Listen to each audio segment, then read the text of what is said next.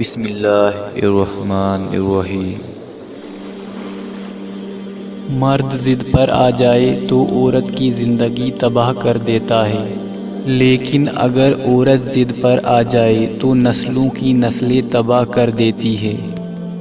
لحاظ اور اجنبی عورت کی عزت دو ایسی چیزیں ہیں جو دنیا کی کوئی ڈگری ہمیں نہیں سکھا سکتی سوائے گھر کی تربیت کے۔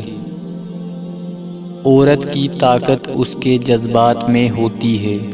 طوائف جسم تو دیتی ہے مگر کبھی اپنے جذبات تک کسی مرد کو پہنچنے نہیں دیتی، جبکہ عام عورت جب محبت کرتی ہے تو سب سے پہلے اپنے جذبات دیتی ہے۔ وہ جسم دے یا نہ دے مگر اس کے آنسو، اس کی خوشی اسی انسان سے منسوب ہوتی ہیں جس سے وہ محبت کرتی ہے۔ عورت کو مرد سے نہیں بلکہ عورت کو عورت سے تحفظ کی ضرورت ہے۔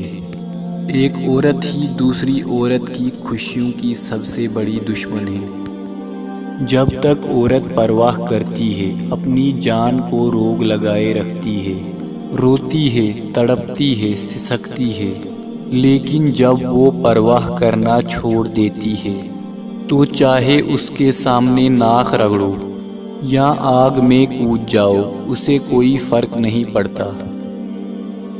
عورت کو نئے رشتے سے عزت ملے تو وہ گہری محبت کو بھی قربان کر سکتی ہے۔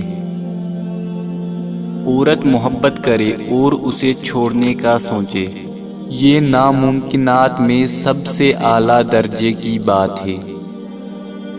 مرد چاہے جیسا بھی مکان بنا لے، لیکن اس مکان کو گھر کی شکل دینے کے لیے عورت کا محتاج ہوتا ہے۔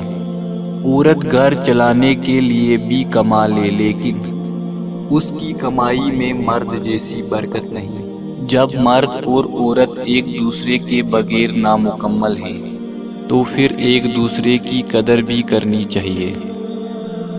عورت کی عزت کریں جب وہ کسی محرم کے ساتھ گھر سے نکلتی ہے۔